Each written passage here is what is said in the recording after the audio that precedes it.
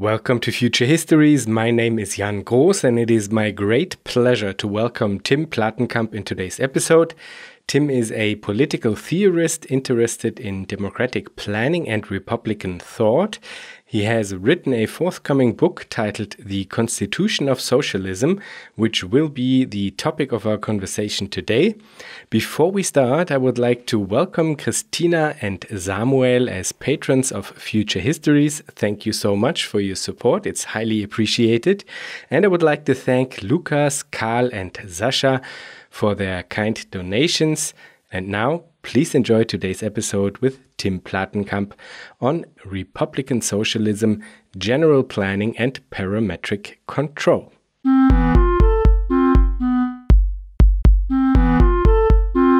Welcome, Tim. Thanks so much. Thanks for the invitation. So, Tim, in your work, you engage deeply with the planning debate as well as with Republican thought in order to develop a feasible Republican socialism.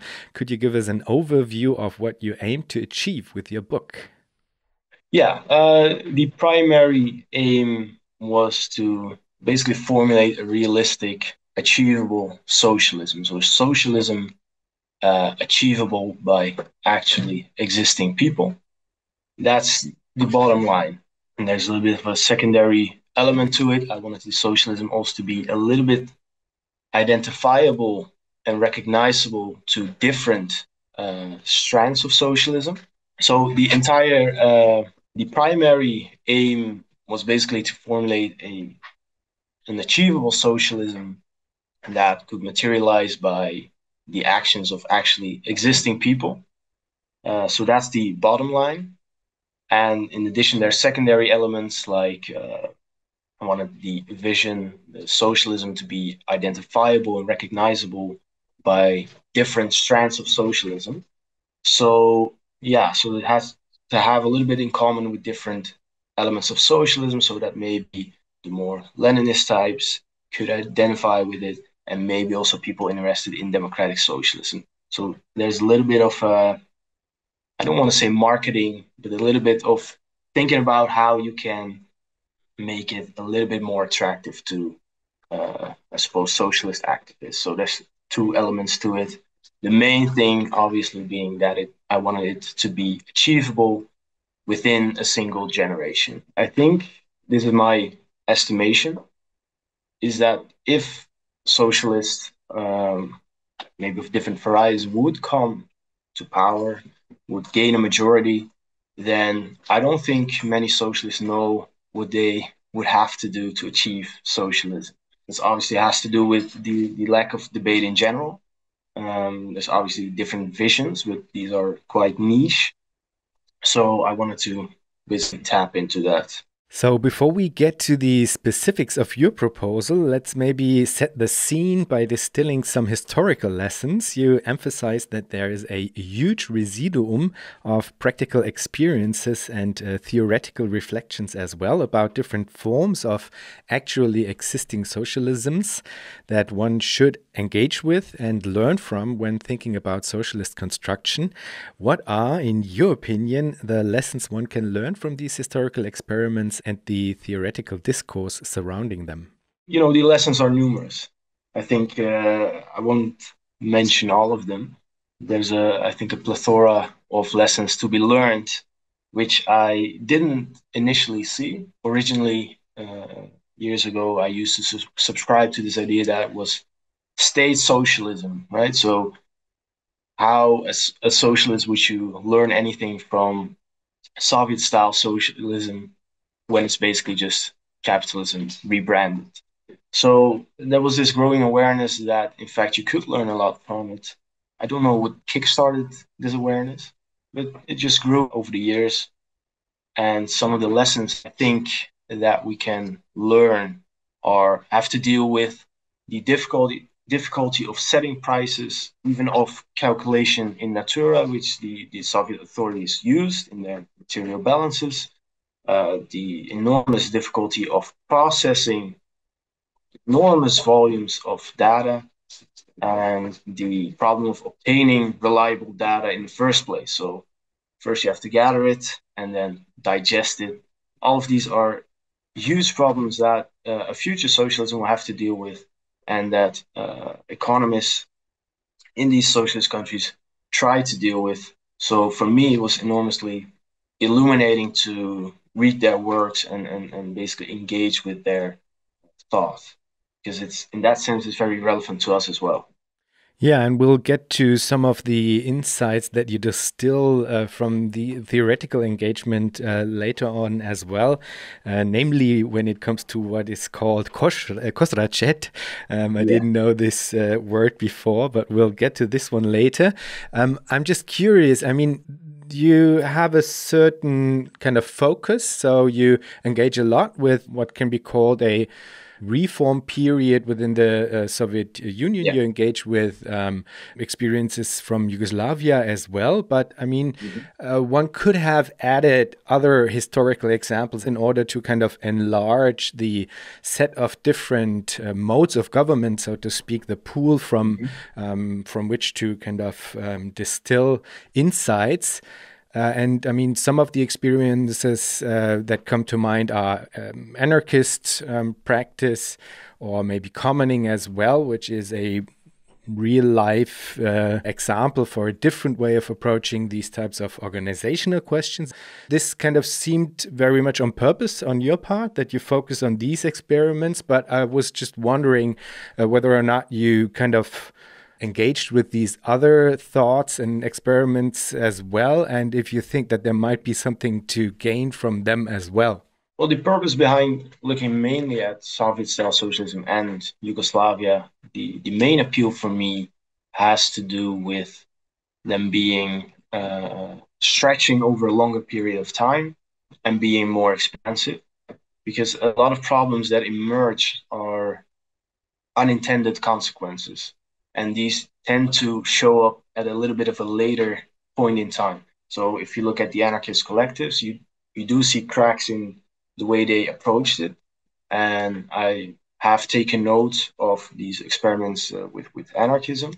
But if you really want to evaluate them and draw the best possible lessons, I prefer to look at the larger, longer experiments. That's the short answer. And obviously, we can learn from the anarchist collectives. We see, I think I mentioned it very briefly as an aside, that the decentralization in the anarchist collective, I'm talking about the Spanish Civil War, the anarchist collectives there led to inequality according to the resource endowments of different collectives. And where this tendency was checked, it was done by a central authority of sorts, a committee of one type or another. And this was the way they checked sort of this capitalist syndicalism, as some critics would call it. So we can look at these experiments and we can try to obtain lessons from them. It's just my preference for the scope of this book was to foremost to check out the lessons that we could gauge from Soviet-style socialism and Yugoslav market socialism. Yeah. I'm kind of a little bit tempted to follow up and getting a little bit deeper into what the specific lessons from Yugoslav experiments and Soviet experiments were. It might be interesting to have a little bit of a look at Yugoslavia because it was so different. And one of the more interesting things I found was that the market socialism wasn't just free markets, and they actually made an attempt at a sort of bottom-up planning. And before investigating more deeply this subject of Yugoslav market socialism, I wasn't aware of the experiment. So I think maybe we can have a little detour into Yugoslav market socialism. And the main lesson I think we can learn from that. Great, let's do it. So that's very interesting because bottom-up planning, of course, is something that is very much relevant for the debate today as well, no? Yeah, so if I can just give a brief outline of the broad attempt that they made, it basically had to do with breaking up firms into smaller associations to empower the workers. So this was in the 1970s. They already practiced a form of worker self-management, as most people, at least most socialists, would know. But they noticed a tendency of power to creep into the hands of managers. So the communist leadership decided we're going to break up these firms into smaller associations to empower the workers, and we are going to expect them to formulate agreements amongst each other that have to be approved by local government committees. Right, so you see some elements of the current debate in democratic planning literature. There's some common elements and a number of problems that arose during this experiment. One being excessive decentralization. But for me, the more interesting thing was the lack of responsibility by, and this is a theme that comes up a lot in my book, that I stress a lot. So one of the reasons that I thought, well, maybe it's good to do a short detour to Yugoslav market socialism. But basically, because these agreements have to have the stamp of approval from government authorities, the workers didn't feel that they owed responsibility about the ultimate outcome. And this led to a wasteful use of resources and general economic decline. So for me, there was a huge lesson in there about the need to have a clear division of responsibilities. And this is integrated into my outline, into my model, if you would like, if you will, which I take inspiration from Cybernetics about the need to have parametric control. And this should ensure a clear division of responsibilities. So for me, that was a huge lesson that you could learn from Yugoslav market socialism. Could you explain a little bit more why there was this tendency to avoid responsibility? Because you mentioned that you perceived it as a form of excessive decentralization, and this would, in first thought, point in the opposite direction, where you would say, okay, if there is excessive decentralization, then this would mean that there is more responsibility given to the decentralized actors, to the kind of autonomous or at least semi-autonomous enterprises or socialist enterprises, so to speak. So this would kind of point in the opposite direction, so more in the direction of, okay, there is no way to act as if the center kind of dictated everything and therefore I'm not responsible for the outcome. Well, one of the effects of this decentralization reform was basically that a firm that you might consider sort of body was separated into individual parts. So it led basically to arms and legs working against each other. So a little bit more concretely, that might mean that one branch of this firm, which is now basically an autonomous, self-governing entity, would be afraid that the benefits of their activity would be accrued by the other branch. So it would stimulate sort of prefers like a competition and a lack of cooperation, whereas the intention behind the reform was exactly to promote cooperation by ensuring that all these associations would enter into an agreement, a social pact, and negotiate how best to achieve their common goals. And instead, it led to a sort of particularism where each branch or each association would pursue their narrow interests at the expense of the larger interest. Yeah, this I understand, but still I do not really understand the connection to the question of responsibility there, because in the way that you described it right now, one could then say, okay, if you do your thing and do not coordinate with the others, then of course you are responsible. So this does not really solve the responsibility question, even though I can see how this kind of bottom-up planning where everybody is acting on his or her own premise and doesn't coordinate is, of course, not what they were going for, I think.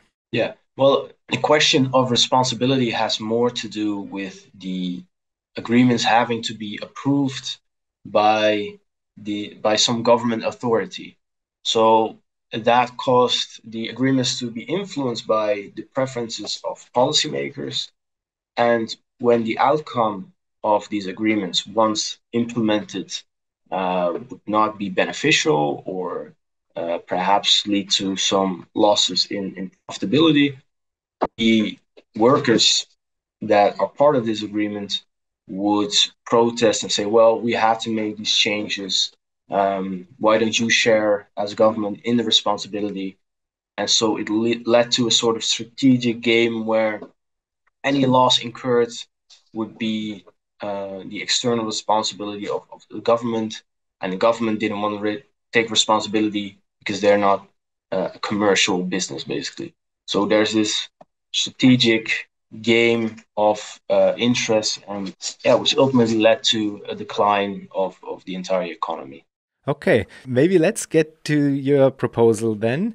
So, could you give us an overview of the institutional setup and the key elements and underlying organizational principles that make your Republican socialism work? Maybe let's start with the political setup, and then we later on move on to the planning mechanism, while also being conscious of the fact that you very much emphasize that this is a kind of symbiotic interlocking, you say, a symbiotic interlocking between the economic and the political sphere, which I really liked to read, because all too often within the planning debate, some models kind of completely ignore the political sphere and simply provide some form of economic mechanism, and that's it. So I really enjoyed that you push for this symbiotic interlocking. And so this was really an interesting way to approach it, I think. So maybe you could give us an idea of your approach, because it's very much, I think, centered around Republicanism, and not everybody might know the content of Republicanism.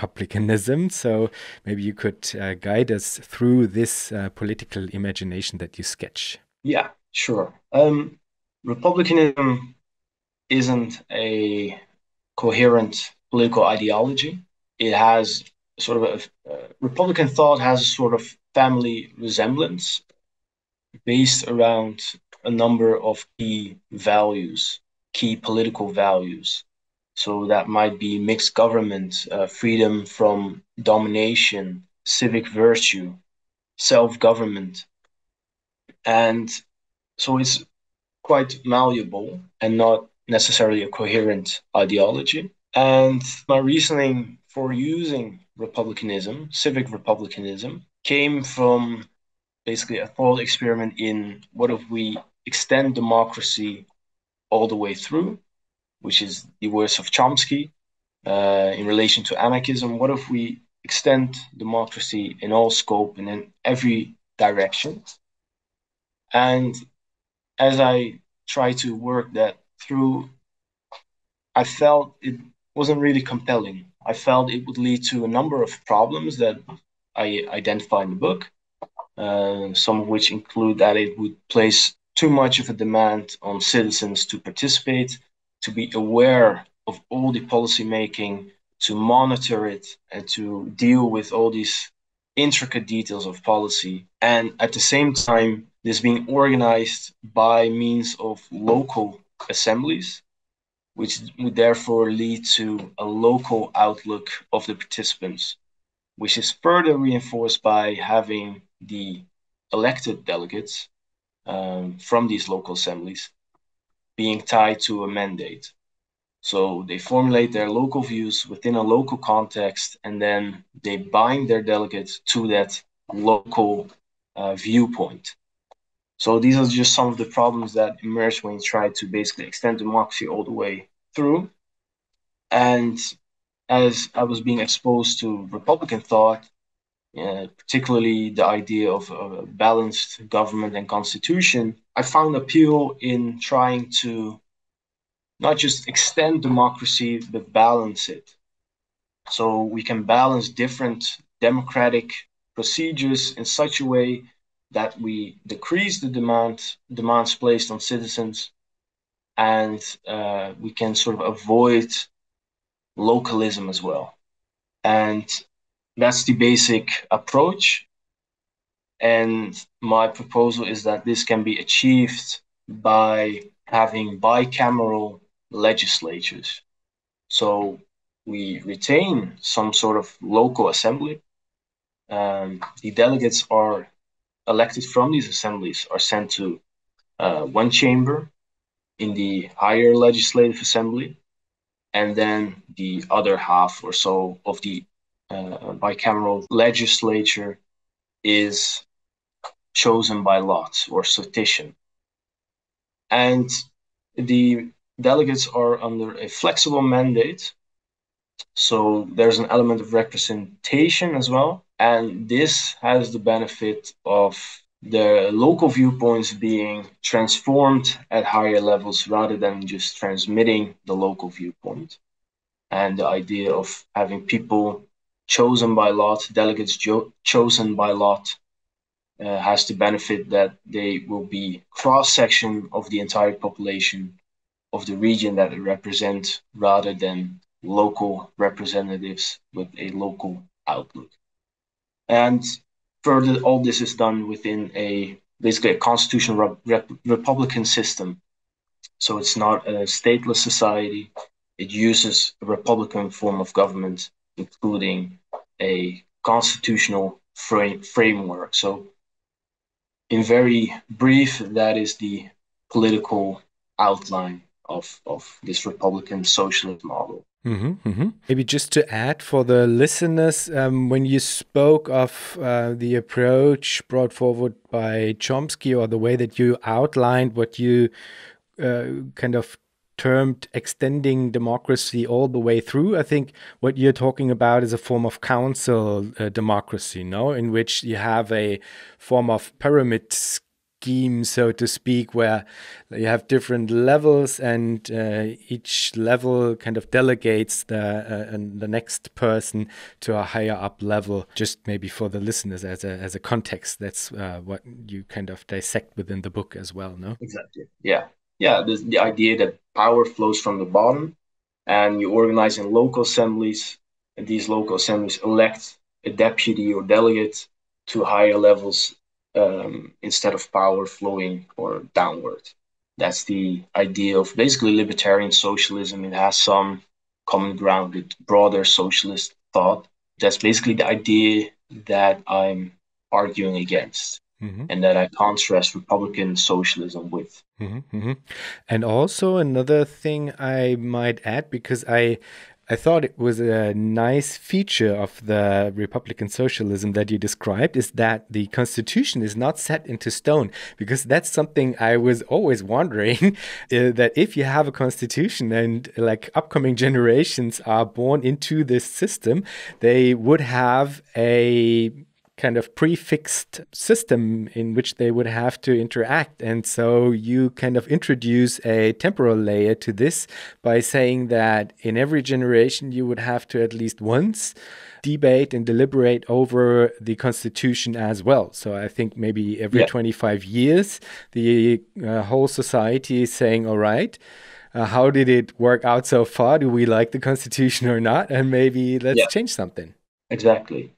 So one of the reasons that I prefer constitutionalism, and in that sense the rule of law, is that the codes of conduct are transparent and in principle universal. So that sort of checks the tendency towards majority whim. So that's another element why I prefer republicanism. And then once you make that step, you have the risk, I suppose, of a constitution that binds multiple generations to a single document.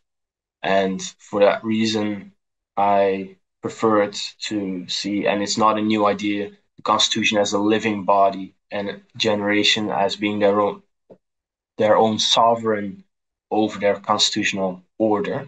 But I elected to approach that by having each generation basically revisit the constitution and allowing room for contemplative reflection on what sort of constitutional rights and duties do we want to live by. And so it doesn't become sort of a mindless repetition of rights and duties. That's the basic idea.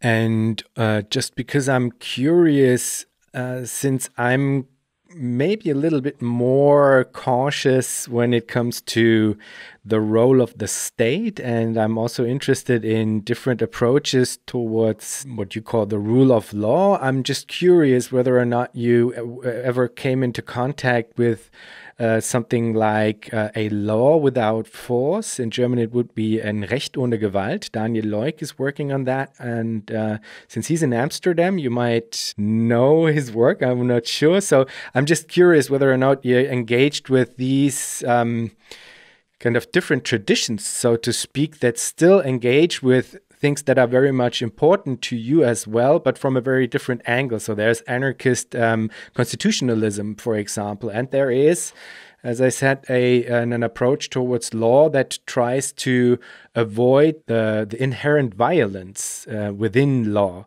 and tries to kind of frame it, not frame it, but approach it from a different perspective in which it is not already a given that this violence is somehow justified or an inherent feature of law as such.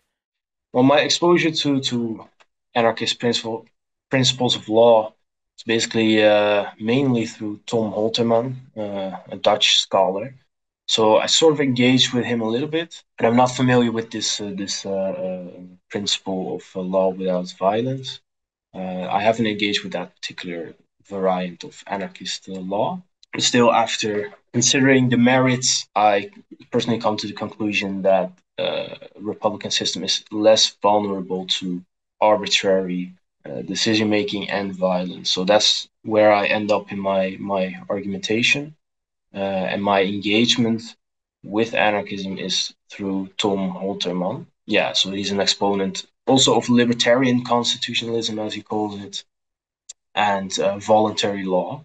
So there might be some overlap, but I'm not familiar with your particular principle of law without violence. Mm-hmm. It's not mine. It's Daniel Loik's, but this sounds interesting. I have to check out Tom Holterman for sure.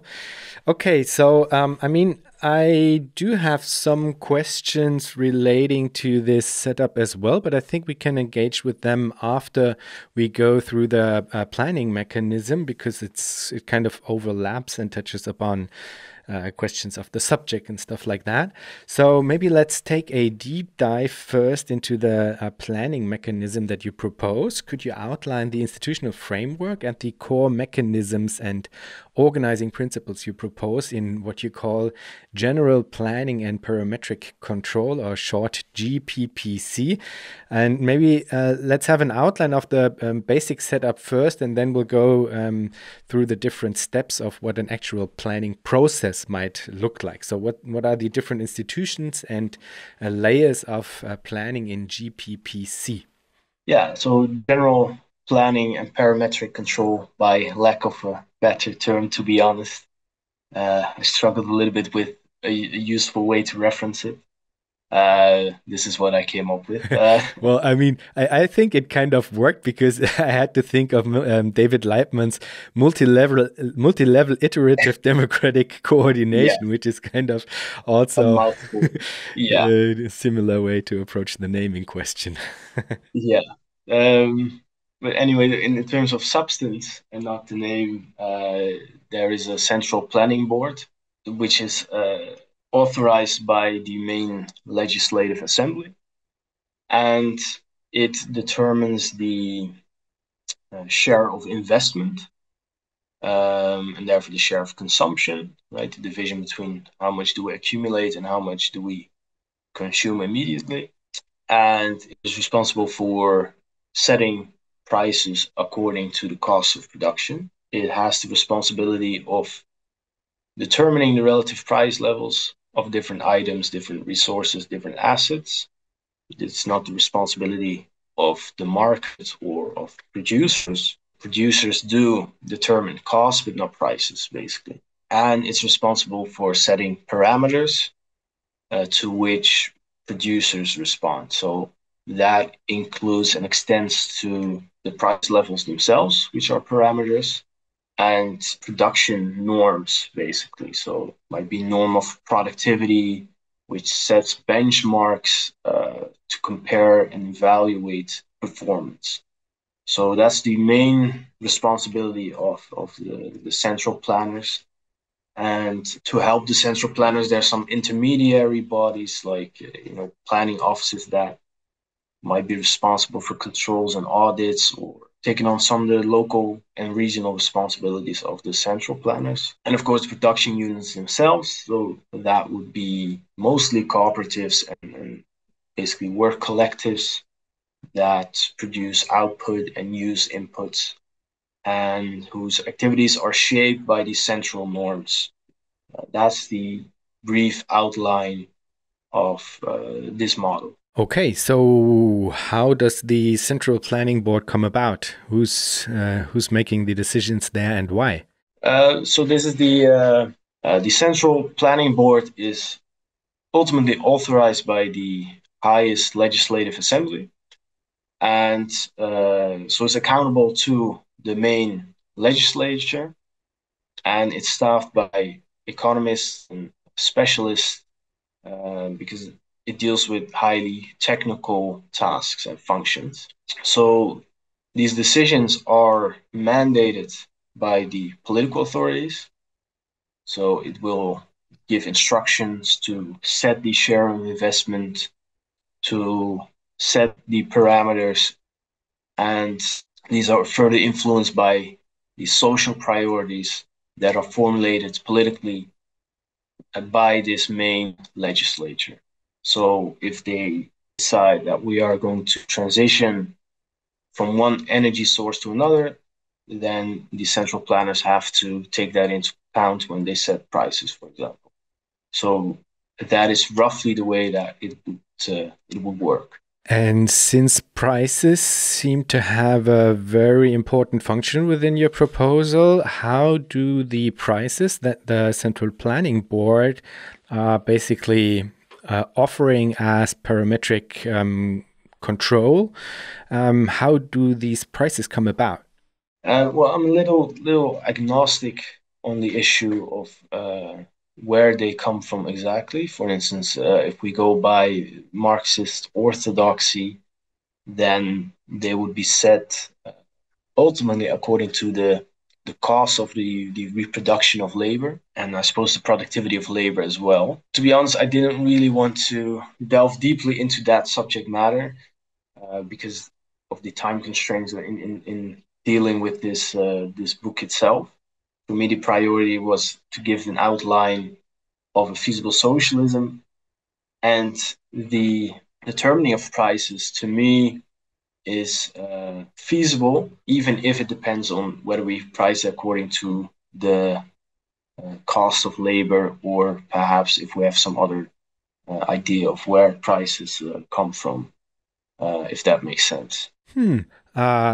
I don't know, to be honest, because I mean, that's kind of the central, one of the central questions at stake, I would say, the question of how do prices come about, because that's basically what, or an important function of what markets provide, is that they do provide a form of evaluation and valuation through the market and the medium of prices. And so if we want to overcome markets, of course, the question of how prices are being formed is a very crucial one, I would say. And I'm always curious whether or not people do think that there is a form of what might be called naturalized price, because I think that's kind of one of the fallbacks for many socialists, is that they act as if there was a completely objective way of determining what then might be called a natural price. I think Khozraschet and Cottrell might tend towards this direction, where they act as if accounting in labor time would be able to provide a naturalized objective price. I'm always curious how people position themselves when it comes to this question, since it's kind of a central mechanism within any of these proposals and models, so to speak. So that's why I'm kind of trying to push a little bit further when it comes to this aspect of the whole thing. You know? Yeah. Well, in broad strokes, there are some considerations that the entire output or the entire consumption cannot exceed the output of society, that we have to take into account the subsistence level of consumers. Prices have to be set in relation to these factors, as well as the natural availability of resources. But as I say, I'm a little bit agnostic about how Marxistically we can approach the issue. So I elected to not get bogged down into that discussion and leave that for some other time or some other place. For the purpose of this book, I was satisfied with saying we need to look at the cost of production and the relative costs, and then anchor prices to those costs. Mm-hmm. And maybe then let's get into the question of unit of account, which is of course related to that, because now we're talking about prices, but I mean, the listener might imagine prices in fiat money if we talk about prices. Yeah. So that's not the way that it goes within your proposal. So if you talk about prices, you talk about something entirely different, or at least maybe some might argue it's not entirely different, but it's you talk about it, different forms of units of account, so to speak. Yeah. So in this model, there is basically artificial point system. So it's not currency that is being transferred from producer to producer, or certainly not from consumer to producer. The purpose of these points is to calculate the costs of certain assets or inputs, the relative scarcity perhaps, and the benefit to households or consumers. So let's say when a consumer decides to use their consumption points to acquire a certain item, the points are not transferred to the producer, which then uses it to acquire inputs. Instead, the consumption is recorded as a score, which tracks the performance of this producer in relation to their performance index, which includes how productive they are, whether they have an excess of supply or too much demand. And it helps to keep track of those success indicators. It's not the case that these points are then transferred and used as money to purchase inputs. So that's the nuance and difference in pricing under this sort of model and regular prices as we know them today. Mm-hmm. So I don't know how the prices come about within the central planning board, but they should kind of reflect the relative scarcity and the cost of production. The central planning board announces these prices, which are, I think, prices not, of course, for a end product, but for intermediate goods, for production factors. Factors of production. They are announced in production points to the different socialist enterprises. And what happens then? They then kind of bid against each other on how much they are willing to pay in terms of production prices for a given intermediate good. Or is it the other way around? I think it's the other way around, isn't it? It's that they say how much they can produce given a fixed price of a final product that they aim to produce, right? Yeah.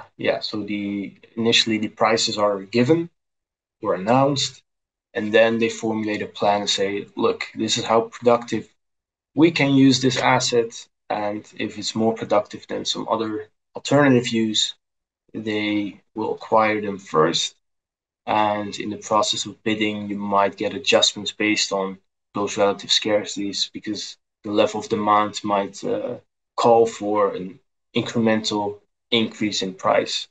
So that's roughly how they would use their score, their rating, how well they've performed, and how well they say they're going to perform to acquire inputs. Okay, this I think we would have to explain to the audience because we didn't really get into this. So there is a what you call score, which should express a certain type of efficiency within a given enterprise in terms of how effectively they are able to use the resources in order to produce a certain outcome. No? So how does this come about, this score? Well, yeah, if we take a small step back, then we have all these economic units, all these producers in the economy, and they formulate a plan in response to certain production norms. These norms are set by the central planners, basically, and the important norms include the norm of net output, so that you want to produce more stuff using fewer resources, ideally. This norm sets the benchmark for a sector. So it establishes a baseline of productivity. It should be achievable. So the producers come up with a plan, and if it's a very ambitious plan, then it should at least be achievable. So if by the end of the year it hasn't been achieved, they don't receive a good score, basically. And this is basically the Leibman reward function, which I've lifted from Leibman's multi-level iterative democratic coordination model. And in it, there's a symmetrical penalty for over-fulfillment and under-fulfillment, because even over-fulfillment can be enormously disruptive if we end up with lots more stuff that we have to store and transport. Unlike in Soviet socialism, if you overfulfill, you receive a negative score, basically. So according to such norms, the different enterprises, if you like, receive a rating that forms the basis also of their bonuses, and possibly is tied to how much resources then they can acquire. Could you explain this last bit? So in which way is it tied to how much resources they can acquire? So if they have a plan that is more productive compared to some other alternative use, then they get basically first priority, and they are able to acquire resources that others might not. Some other enterprise that is inefficient might be discontinued entirely if they can't make productive use of their assets. But this goes across sectors. So this form of comparison in terms of how efficiently one was able to use resources should be a comparison that can be made between very different sectors and very different types of products that people are producing. So it applies to identical products, so within a certain sector, and the investment fund, the share of investment, is channeled to different sectors where it's being allocated and distributed among different producers. So there has to be an element of comparability as well. Mm-hmm, mm-hmm. Yeah, I mean, we're now kind of knee deep in technical questions, but I would still kind of try to push you a bit more on this one, because this would mean that actually the whole thing is kind of based on an idea of perfect competition, no? So you would have to have a form of ideal competitive scenario in which socialist enterprises that are all producing the same product within a context that is the same, like the same machinery and the same amount of labor and stuff like that, that you would have to have such an imagined ideal state of, I would say, maybe a bit provocative, perfect competition in order to then kind of derive what you call an like an average of productivity, so to speak, which would then be able to serve as a evaluation mechanism against which the performance of a given enterprise can be measured. So this, I think, is not very much a real life scenario, I would say, because the enterprises do have very different setups. They have kind of different contexts in which they operate. There might be a lot of reasons why a given enterprise might not be able to achieve the average compared to another one. So I think it's not realistic to kind of derive the measurement, the value of measurement against which my performance is measured from this idea of an average, because you do not really have this perfect average to measure against, I would say. Well, you don't obviously have producers with purely identical output, but you do have producers, at least some producers have the same types of output. And you could, in that sense, make comparisons and even have a sort of relative ranking over time. So that is similar to, I suppose, what Kalecki proposed in relation to profit. So the change of profit over time and the change in the relative ranking over time of a certain enterprise.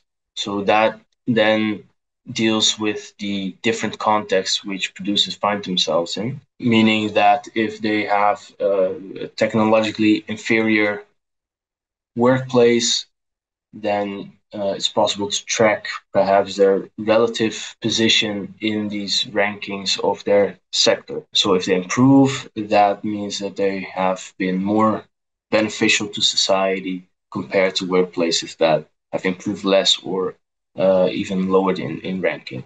But this is self-reported, isn't it? So the whole thing is based on the idea that there is not a like hardcore mechanism of surveillance in place, but that the level of ambitious internal planning is defined by the enterprise itself. That's something I really find curious about David Leibman's what he actually calls collective morale function. And I think the morale aspect of it that you kind of ditched in your phrasing of it is quite important for David, I think.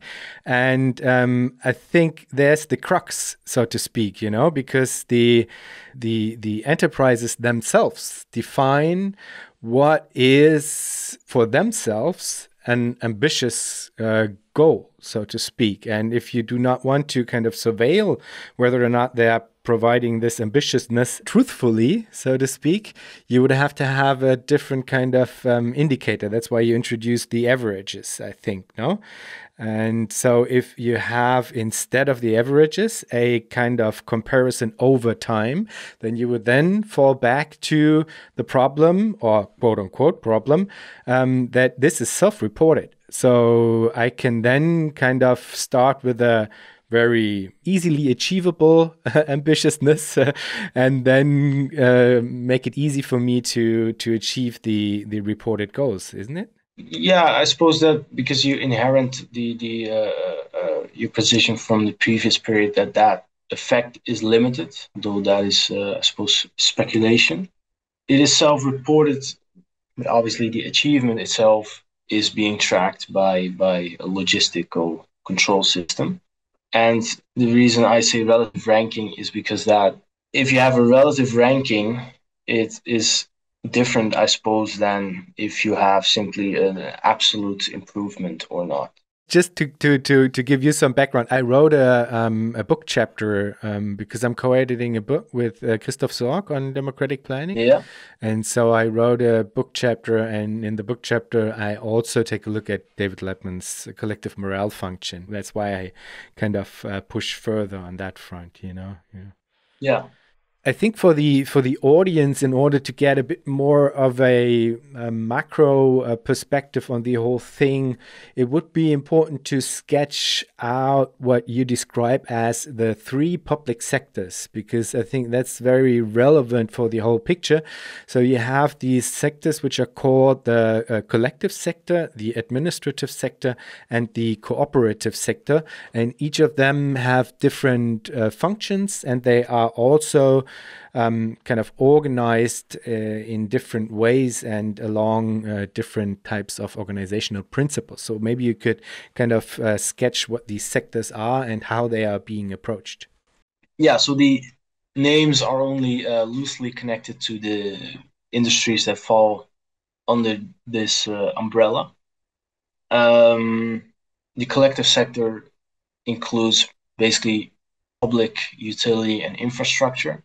So that might be energy and things that are considered natural monopolies. These have to be managed differently compared to, let's say, a cooperative bakery, because it deals with a natural monopoly that has to be run directly for the benefit of society. So that means that if we place it under the care of a workers' council, they might sort of enrich themselves at the expense of society by producing less output, or basically increasing the cost of maintaining their operations without also increasing the benefit to society.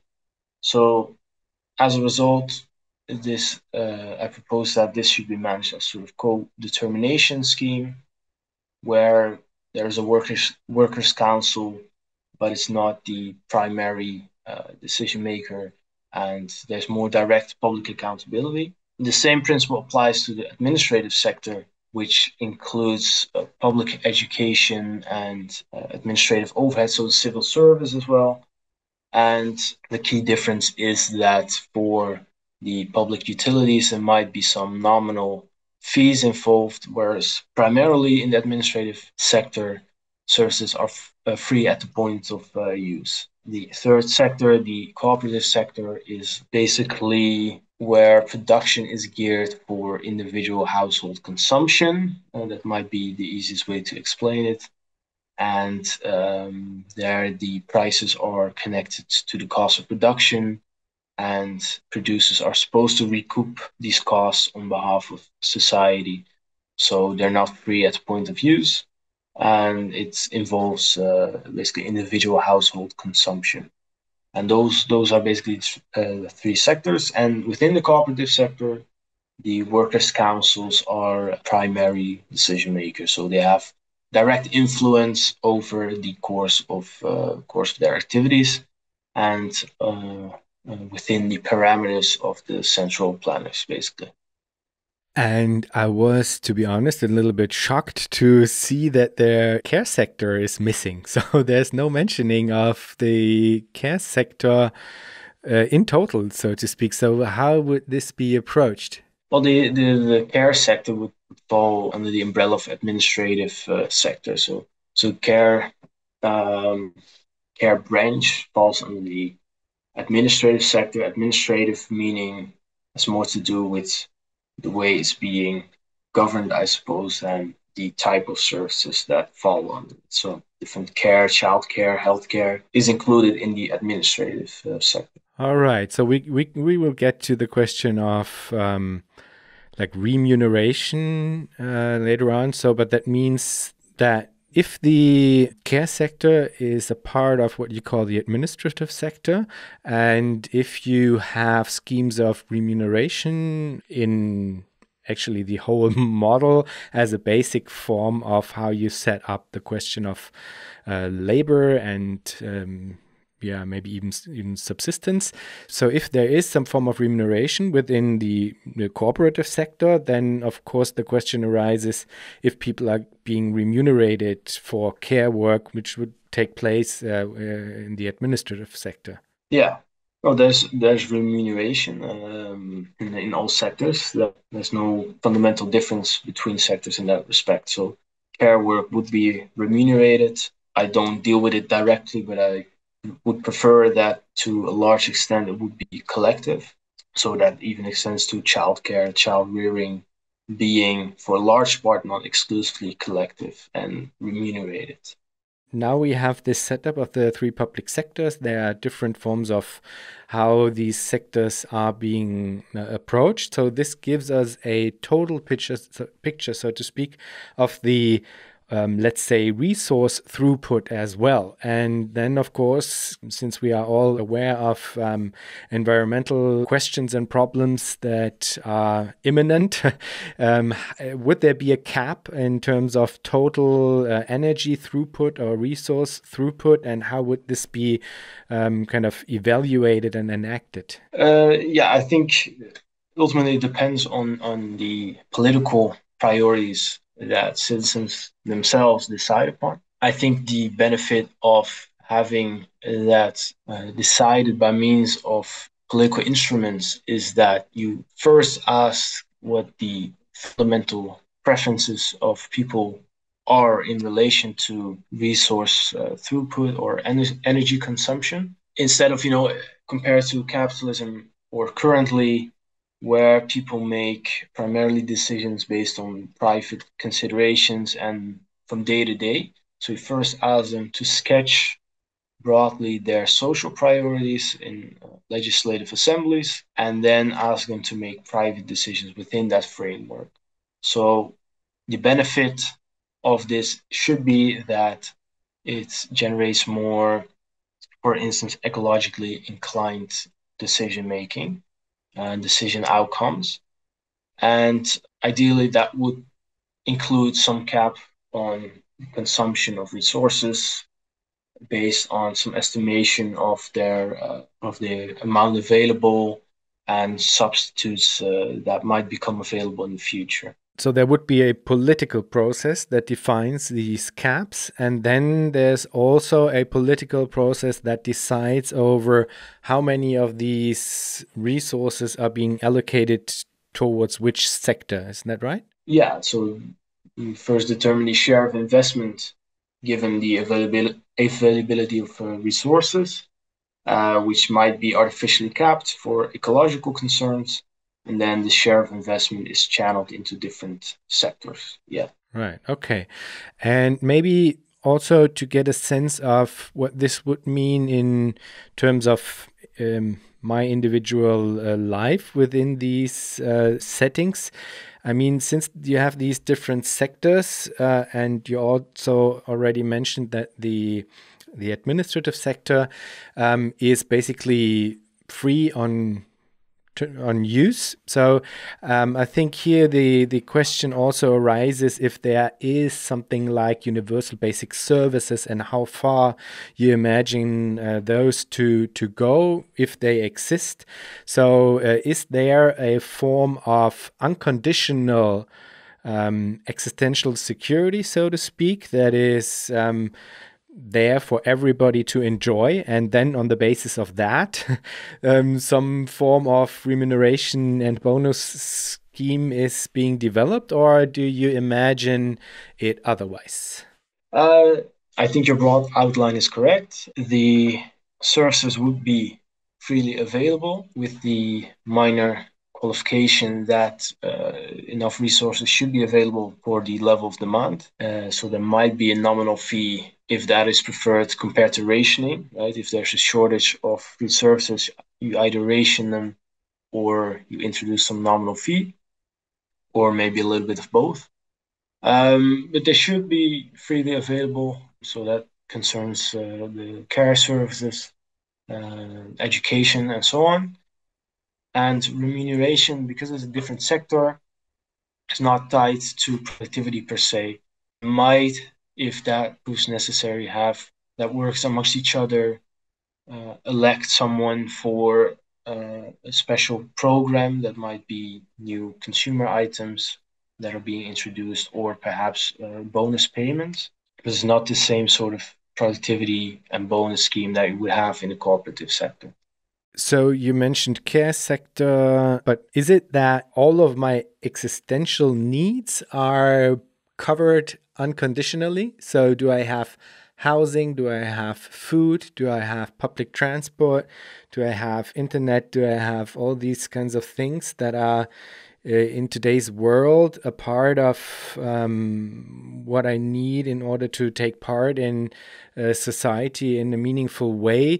Do I have this on an unconditional basis? I think some of those might fall under the collective sector. I think, for instance, housing even should be guaranteed, but it should be guaranteed by means of pouring in enough resources to build housing for everyone and to have them available at a price that is affordable to everyone. However, because there's such a difference in preferences and needs, I think it would still be better to have it under the collective sector. So there should be some fee in the housing sector to allow people to say, well, I prefer to pay a little less on housing and to live a little bit smaller so that I can consume more of some other item that I prefer more, to allow these preferences to be expressed in this way. So personally, I would say housing plays that under the collective sector, and then have education and healthcare freely available. Okay, I'm also asking because forms of incentive schemes and bonuses and stuff like that play quite a crucial role within your model. And of course, the question of how much pressure, to be honest, lies behind these schemes is very much tied to the question of whether or not there is a unconditional universal basic service that takes care of all my existential needs or not. And I think it quite crucially creates a different form of compulsion when you kind of withhold existentially needed elements of subsistence, so to speak, in order to more or less pressure people into work. So I'm kind of pushing towards this aspect and question of the whole thing. Is there a compulsion to work? Yeah, I would say there is a compulsion. I think in the book I labor under the assumption that this is the first generation of people living under socialism, and the idea of these bonuses include that. Well, there's another assumption of labor including mundane tasks. So necessary labor that has aspects that are mundane or perhaps not very pleasant, and that's on account of inheriting the technology, the level of technology and productivity of the current world, basically. And on that account, it would be necessary, in my estimation, that people who are willing to contribute to the greater good, to the greater whole, who are want to harness sort of this innate motivation to further reinforce those motivations by material means, so by compensating them for basically their sacrifice or their effort in contributing to society. So in that respect, there is a compulsion that, you should supply labor to society in order to consume if you are able. And that is simply because we cannot consume more than we produce. So there should be some pressure to contribute to social production. Okay. So far, we have learned that there is a political mandate. The political mandate kind of defines the scope of how much is being produced in total. So you have then different sectors. You have three sectors. One is a public sector, one is a administrative sector, and one is the cooperative sectors. They have different logics inscribed with them, and the planning mechanism that you describe is mostly focused actually on the cooperative sector. So that's more or less the main focus that you have within your book when it comes to this planning mechanism. Maybe before we look at how these plans come about, do you think that focusing so much on the cooperative sector relates to the kind of percentage of how much of the total throughput is going into this sector? So is it in that regard like the most important one, or in terms of throughput, or is it just that the other logics kind of are more easily described, and the one that you go for with the cooperative sector is a bit more complicated, so you will need to have more time distilling the organizational paradigm behind that, so to speak? Yeah, no, it's the latter. It's has to do with, to a large extent, we know how to run public education without profit motive. And there's different approaches, obviously, that have been tried or being tried in healthcare, and how to measure success or productivity much more in natura, by looking at how many patients you've treated and so on. So for me, it was more interesting and more complicated to look at how we could have an efficient cooperative sector, or to replace basically the private sector. So that was the main reason, not so much the throughput being, I think it might be evenly distributed, in fact, among these sectors. Okay, so maybe then let's take a closer look at the planning process. There are different elements to this. Of course, there are different plans. There are 1-year plans, there are 5-year plans, there are long-term plans. And then there is an inherent logic that you try to apply towards this cooperative sector, which makes it, in your view, kind of unique in this way. And this is an idea of, I would say, full cost accounting, which you call Khozraschet. And this idea of full cost accounting is being applied to the cooperative sector. So maybe let's start by laying out these different plans, and then we can go into why you think that Khozraschet is the right way to go. So to give a brief overview, producers or the workers' councils would make some combination of inputs that based on the cost of their production, and in reference to the production norms that are supplied by the central planners. We mentioned some of them previously. So based on that, they formulate a production plan for a year. And the cost of their inputs, at least some of them, will be influenced by the political priorities about, for instance, energy consumption, because if we use less energy, then it will be more costly, and it's more prudent that we use energy efficiently in the interest of society, and that we don't waste it, and so on. So these input prices are influenced by the political priorities, and then producers formulate a production plan of the amount of equipment, labor, and so on that they will use. And it's the task of the central planners to anchor prices to cost of production. And in this way, the producers are supplied with basically independent parameters that they can use to estimate what it costs to society to produce a certain item, and what the benefit to society is. So that's the basic idea.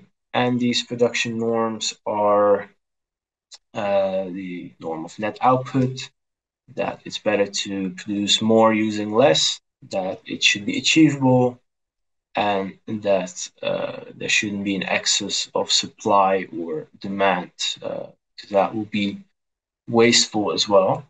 And given these basic success indicators, we can track the performance of producers using modern digital technologies and logistics and control. We can track the flow of resources, and obviously make adjustments from there.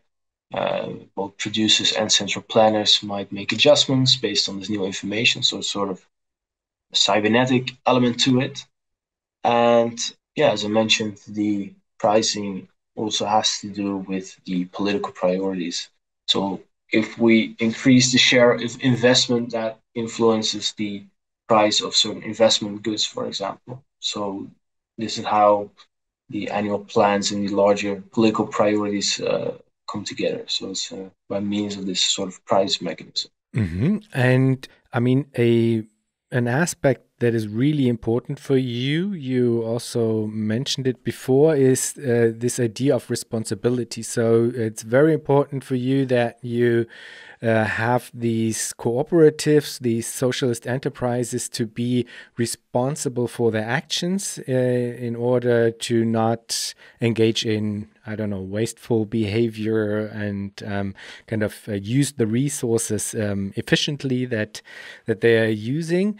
So in order to bring this idea of responsibility about, you refer to this idea of Khozraschet. Maybe you could describe to us what this means, where you got it from, and how people can and should, in your opinion, can and should stick to Khozraschet.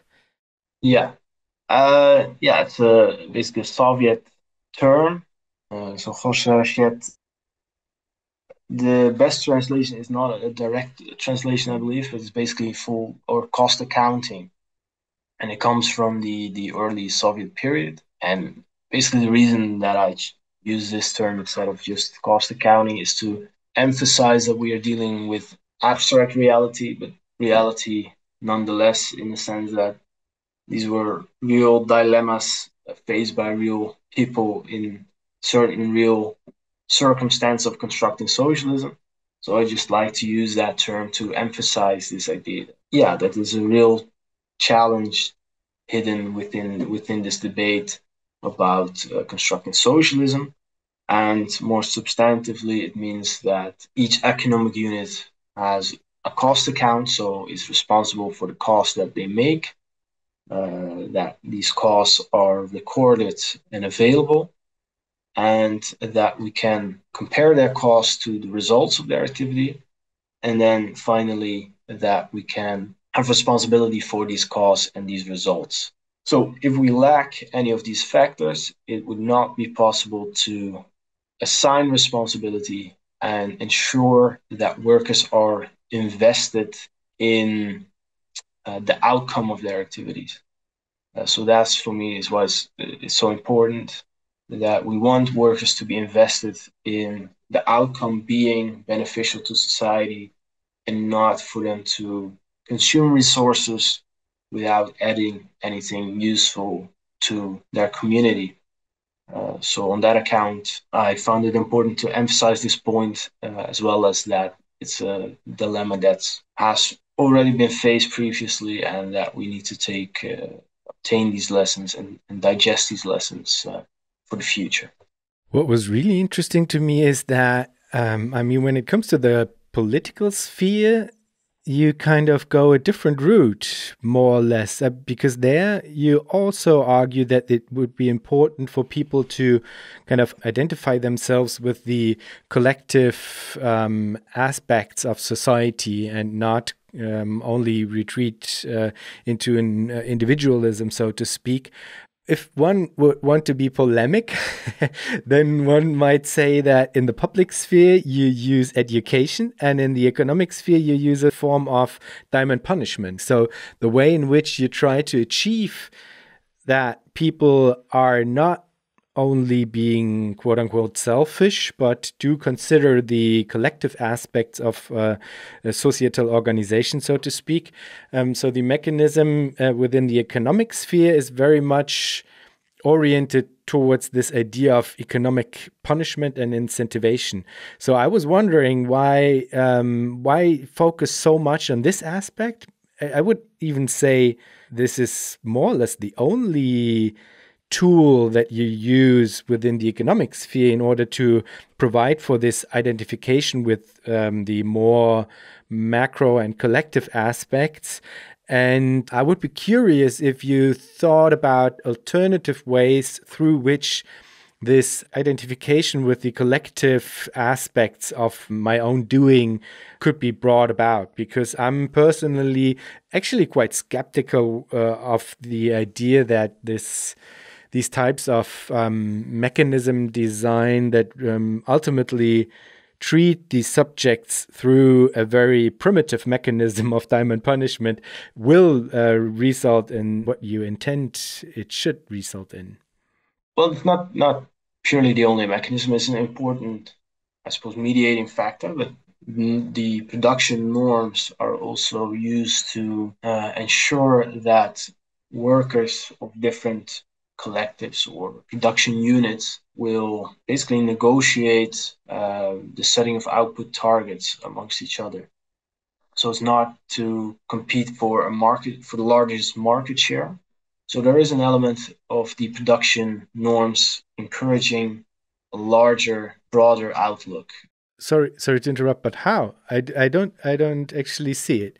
How are the different enterprises in your model incentivized to really coordinate horizontally with each other and kind of share information and work with each other towards a shared goal? Well, one element is that their plans have to be realistic. So they have to communicate to each other their productive capacity and their ability to absorb, let's say, increase in demand. Because if they fail to do so, then a plan that seemed realistic might not be. So there's this mutual interest to share reliable data on your productive capacity, on your plans for output. So that creates an incentive to share information about changes in plans and whether it is even possible for some production units to increase production if they lack the inputs of another manufacturer. So there's an incentive there to share information in addition to production plans being publicly available. So in addition to having their own innate incentive, there is also public scrutiny itself. Yeah, so that's, I think, the main way that you could achieve cooperation in those areas. So setting of output targets to prevent overproduction. So if they estimate that demand for a certain good goes up, they have to coordinate, say, well, we can each increase production by this amount to absorb the increase in demand, rather than just decide for themselves, we're going to carve up the largest market share and aggressively corner the market. So there is the element of horizontal coordination there. Okay, interesting, because I mean, this I can see, and I really like the idea actually that you aim for overcoming a certain idea of competition between horizontal actors as well, but there seemed to be an element of competition nonetheless. So I would be interested in getting into that as well. So I mean, one example would be that I was asking myself that if an socialist enterprise finds a good way of producing a given use value more efficiently, then what would be the incentive for this socialist enterprise to share this information with the other enterprises that are also producing this specific use value? Because if they didn't share it, it would be much easier for them to fulfill the average within this specific industry sector. So that might be an incentive not to cooperate and not to share this information. So I was quite curious on this relationship between competition and cooperation, because it seems as if both kind of seems to have a place within your model, no? Yeah. So there's an element of horizontal cooperation, as I mentioned, dealing with output targets. When we're talking about productivity and being more efficient, then there's an element of competition. And the reason why there's an element of competition is because we don't know, from a central vantage point, we don't know the real production possibilities, right? This is the basic problem of central planning. So then competition becomes the element by which we might gauge the benchmark of productivity. And the way that it would deal with your example depends a little bit on how this work collective has managed to increase their productivity. If it's purely by changing the organizational form, it would be difficult to sort of compel them or impel them to share that publicly. But on the other hand, if they use a certain type of equipment, then that will be publicly available information. So you might not prevent there's some strategic approach to increasing your own score, but you can sort of check it at least in the area of using certain equipment, because you can see the combination of inputs that they use. In addition, Leibman, I think, suggests that you could encourage these producers to share the information, their best practice, and reward them for it. So that might be another option, and it might be possible if they can't figure out how they've grown so productive. It might be possible to send out a research team subject to the observation effect. But yeah, you wouldn't prevent it entirely to have strategic decision making like this, where you sort of conceal some of the strategic information, but you can minimize it, I suppose. So we would have a central planning board that mainly operates through parametric control in the form of fixed prices. So this is more or less the framework in which highly autonomous, but not fully autonomous, socialist enterprises operate. They do not have the ability to change prices, but they do have the ability to change the amount of output they are able to, net output they are able to produce on the basis of these prices. So this might be fluctuating. These enterprises are being evaluated in terms of how much net output they are being able to produce given a certain set of inputs that they can attain. And this is measured against a type of average within their own sector. So they can be given a certain score of success, so to speak, which is able to show how well they have done in terms of an efficient use of resources. Tied to this score, they will get a form of bonus if they did well, and they will get a, I don't know, maybe let's say normal remuneration that does not provide a bonus if they did not so well, if they just did something. If they did it really, really, really bad, it might be that they will not get any resources the next time. So that is kind of the overall setup, so to speak. You have a vertical axis where you have mainly fixed prices as a parametric control. You have horizontal coordination between the different enterprises that is both based on cooperation as well as on competition. So you will have both of these elements, and there is a certain type of pressure, so to speak, that is on the shoulders of the enterprises, that they should do kind of reasonably well in their production, otherwise they will go down, basically. So something that is sometimes called hard budget constraints, I think.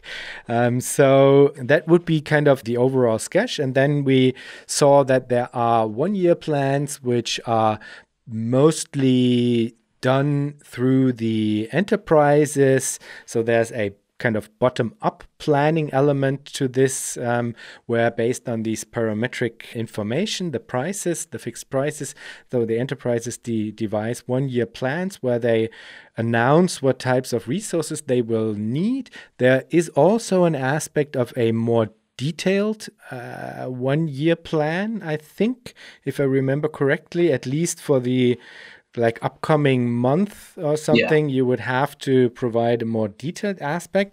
But there are also 5-year plans, which are, if correct me if I'm wrong, politically negotiated, so to speak, and which kind of provide an orientation in terms of general outlook of the economy. Do we want to go into green energy more? Do we kind of have less energy throughput overall and stuff like that? So this is kind of handled politically, so to speak. And then you would have really long-term planning as well, which I think we didn't really touch upon yet, no? Yeah. Are you satisfied with my with my sketch? Yes, certainly. Yeah, we skipped a little bit the month-to-month planning and also a longer term as well. Yeah, even the 5-year plans are guidelines, it might be a little bit too much to say that they're plans as such. They form guidelines within which plans are formed, and even longer perspective plans are moving average of those plans, basically. So they're given sort of a long-term orientation. Obviously, the more long-term you plan, the less reliable it becomes. So it's just a point of orientation for policy making and Right. political decision making. But related to that, I mean, this would be something different than, for example, the notion of investment steering within the model of Pat Devine, for example. Because I remember in your book, you kind of say that you think that the idea of political control over investment is not what you aim for, but that this should still be the responsibility of the semi-autonomous enterprises. If I understand you correctly, then there would be an element of direct control of investment where it relates to the collective sector, especially, obviously the administrative sector as well. An energy transition would require a more hands-on approach by public authorities. So then I suppose there would be more direct control of energy infrastructure as well, if I understand your question correctly. Yeah, maybe let me rephrase this, put it a bit more clearly. Of course, for the public sector and for the what you call administrative sector, it's clear to me that you do have political control over investment in these spheres. But then there's the cooperative sector, and within other models, for example, within Pat Devine's model, he stresses very much that a political control over investment would be an important way of steering the direction of the economy, so to speak.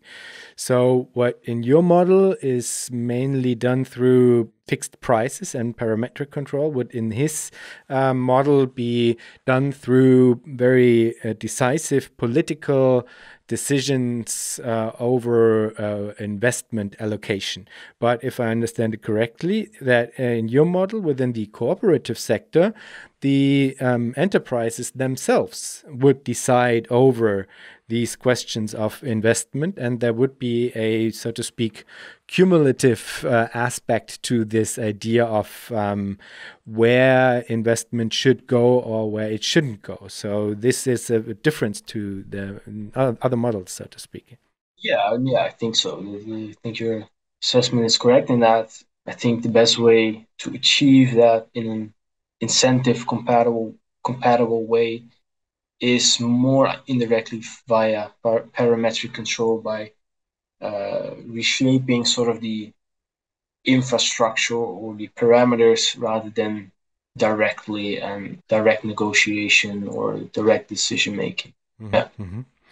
Okay, so we have a picture of some of the macro elements, but I think it would be good to relate it to questions of similarity and difference to a capitalist mode of production. Because what I really liked about the way that you approach it is that you aim to overcome certain aspects of a capitalist mode of production, namely things like the profit motive and the value form, stuff like that. But at the same time, hearing about the model, one might say, okay, there's still remuneration, there's still a compulsion to work, there are still ideas of the separation of a sphere of production, a sphere of reproduction. So many of the elements that we see today and that are also being criticized, for example, coming from a feminist perspective, but also coming from other perspectives, for example, value form theory, who are very much pushing towards overcoming certain central elements of capitalism. So other elements you do not overcome within your model. And I was wondering how you reflect upon this, I don't know, this kind of gradual or maybe gradual overcoming or this necessity to engage with certain structural logics that we see today and that should arguably be overcome? Yeah, so it has to do, I think, with my primary priority being flashing out socialism that is feasible now. In addition to abstracting away certain discussions and themes in the interest of time, I was also focused on those issues which I thought would first emerge when you start to construct a post-capitalist society. So for me, those questions of attaining efficiency and ensuring that at least partially selfish people can be rendered into service of the public interest and socialism, how we can design mechanisms that fulfill these tasks. For me, that was the priority. So to an extent, that explains, this particular focus. As I mentioned, it's the idea that this will be the first generation living under socialism, and so you do inherit certain tendencies and a separation of certain spheres, and the idea is to overcome some of these barriers and figure out as well along the way the best way to approach those things. So we're talking about the separation of leisure and production. I think it's basically best to leave those issues for a later stage of development, and for now focus on what we can achieve within a single generation. I mean, I think one of the inherent questions that come up with such an approach would be that it sounds as if it might run the risk of, by reproducing certain logics of government, so to speak, or certain logics in which the subjects are being addressed, by reproducing these logics, you kind of inhibit that which is needed in order to overcome the what you think of as a first stage or whatever, so you might not come to the later stage if you approach it through such a paradigm, because it basically doesn't succeed in stepping out of addressing people in a certain way that is suspicious of their ability, basically. But at the same time, the whole thing would kind of strive towards basing itself on this ability. So there's an inherent contradiction in terms of how the model makes use of certain mechanisms and how it articulates a goal that lies beyond these mechanisms themselves and the logic that is inscribed within them. Yeah, I think there is such a risk in the sense that by abstracting away this potential future stage, sort of materially reinforce those tendencies that you want to curb in effect. And again, that is the basically the consequence of the focus that I elected to adopt. Basically to test the waters of given the assumption of soft egoism, what are the necessities that arise when you construct a model of socialism? And it's certainly something that, in further interrogation and scrutiny, one would have to address if it's possible for these sort of mechanisms of material reinforcement and bonuses, if they wither away or if they reinforce these tendencies. But for now, again, my focus lies with testing the waters of what is feasible now under these assumptions, and later possibly we can reevaluate those assumptions as well. And would you say that these assumptions are assumptions of economism and productivism? I think, well, to an extent, I think the assumptions are at least partially valid. So, for instance, it is productivistic, this approach, but I think that is a necessary element also of trying to have a society that is more efficient, because ultimately you don't want to produce fewer things with more effort, which goes at the expense of leisure and quality of life. Because we're not just talking about useless stuff, but also medical equipment and tools for improving the welfare of people. So in that sense, I do want to defend a little bit those assumptions that lead to this sort of productivistic approach, that it is important to have a high degree of efficiency and so on. Yeah, so to that extent, I do want to defend those assumptions at least. Yeah, I mean, I guess at the end, it might be a question of what you prioritize. So I'm quite sure that none of the people engaged in the planning debate would argue that efficiency is irrelevant, you know? So that's something everybody is kind of aware of.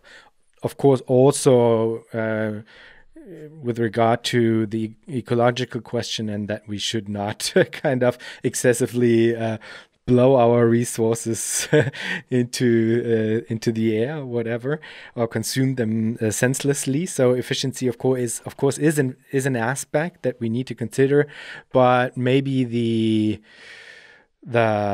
role it plays, or how much you kind of build your whole model or system around the optimization of efficiency might be up for discussion, and there might be different approaches that at the end might lead to results that could be equally compatible with like the reproduction of our ecosphere, so to speak, but do not start from a perspective of efficiency as the highest priority. So I think there are different modes that one could devise, and different also modes of relating to these questions that are not coming primarily from questions of efficiency, but still are able to lead to desirable outcomes, so to speak.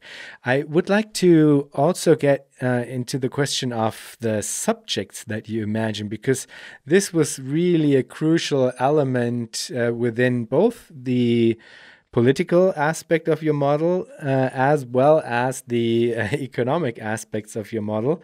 And I was kind of a little bit irritated by this notion of the subject, because it has a very, very strong normative notion to it. And it, to me, seemed to be a very small corridor that is being allowed as a quote-unquote good subject. So there is a certain idea of what an ideal political subject is in Republicanism, and this is also a very active subject and a subject of participation, a subject of self-mastery, I think you call it at some point. Yeah. And this was kind of irritating to me, because for me at least, a polity or a demos should consist of a whole variety of different subjectivations that do not necessarily need to conform to such an idea of self-mastery and activity in order to be resourceful for the community as a whole, I would argue. So it's not just these active subjects that do contribute to society, but subjects that have very, very different qualities than this ideal Republican subject, at least in my books, very much of worth for the community as well. So I was kind of struck by this very, very idealized subject that you aim for in the political sphere, and as well in the economic sphere, because it comes up there as well. Yeah, it's certainly something that I've inherited, I think, from Republicanism. You know, the idea that humans are, in that sense, a social animal, require participation in public life to acquire those tools of self-mastery through active participation. And I think that's, I should say, a bit of a strong normative commitment to make. Although I would admit that, you know, being resourceful and being active in public life allows for huge variety in itself, whether you participate in a recreational club or something else, or whether you serve public office. So even this sort of active participation in public life would allow for a variety of ways to, I suppose, participate in public life. So it is a strong normative commitment, but I don't think that the corridor is as narrow as you say. There's a variety of ways that you can participate in public life, but underlining this is the idea that as social animals, it is important that we participate in public life. And I mean, there's a kind of fishy aspect to it as well when it comes to the question of how you think that this could be achieved for everybody. So, I mean, my argument would be that not everybody conforms to this ideal, and for a good reason. And if your argument is, well, everybody should, then my question is, how do you get them to do so?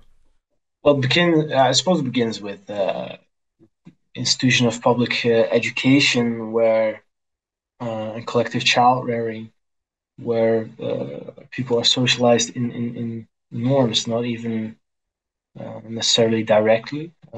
Doesn't have to be specific values, just participating in class and so on, and with the provision of full employment to have the expectation that everyone who's able to contributes to social production. And in that sense, you harness I suppose, the innate want of most people, I suppose with some exceptions, to be sociable and to contribute to a greater whole beyond themselves. And again, that might assume a variety of forms, including that it might extend to religious participation or whatever else that they might prefer. Just allowing them the resources to participate in collective life, basically, from very early on. Yeah, I mean, if you state it that way, I think we're not that far apart.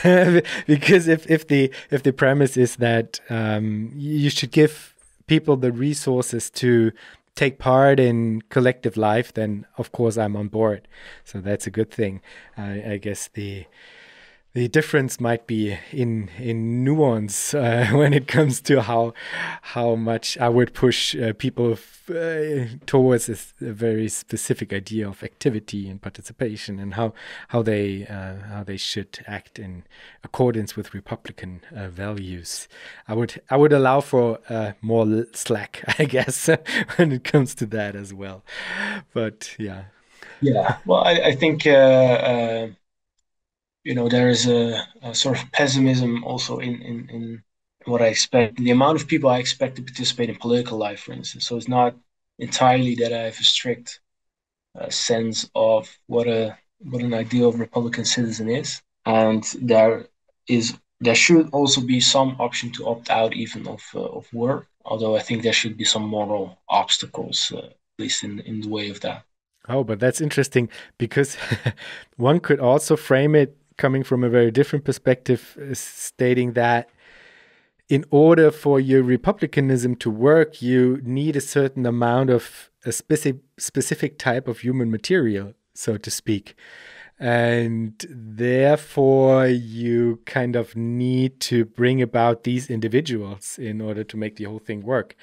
And but this is coming from from the opposite direction, that's not coming from the direction of the individuals, but it's coming from the direction of an ideal, abstract ideal of what a political community should look like. And then it goes to asking what kinds of subjects you need in order to make this ideal work. So that's a bit of a funny take. I suppose. Okay, so you focus very much on the theoretical development of Republican socialism in order to provide a better idea of what it is that the socialist movement, at least in your opinion, should strive for. How does this relate to our praxis today? And how can these two be brought together, this idea of an socialist republicanism or Republican socialism and our contemporary present? So how do you think about the transition, basically? Well, I haven't fleshed it out in detail. I hope to in the future have some time to contemplate this a little bit more deeply. So I can only tell by broad strokes how I would approach the transition. And I think it would proceed from broad coalition, so to have some pluriformity within the broader socialist movement that might appeal to different segments of the working population. So that stems then from an entirely different approach of what we might call neo-Gramscianism, that there's not necessarily a unitary interest of the working class. So we need to appeal to different layers and segments in different ways. And one of them being Republicanism and appealing to those elements within the working population that might be, I suppose, open to those ideas. So just to have a broad palette of flavors, I think that is broadly how I think the issue should be approached of building a counter movement, basically.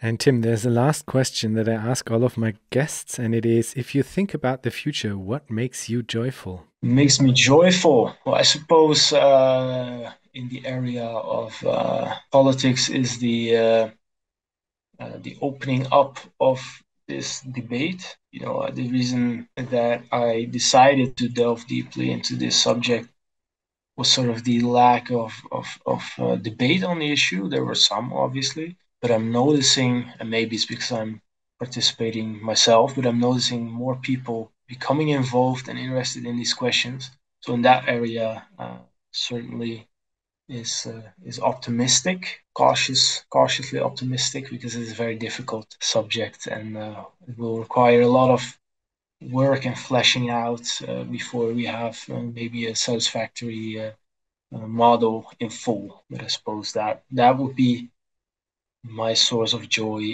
in that area. Perfect. Tim, thanks so much for being part of Future Histories. No problem. Thank you.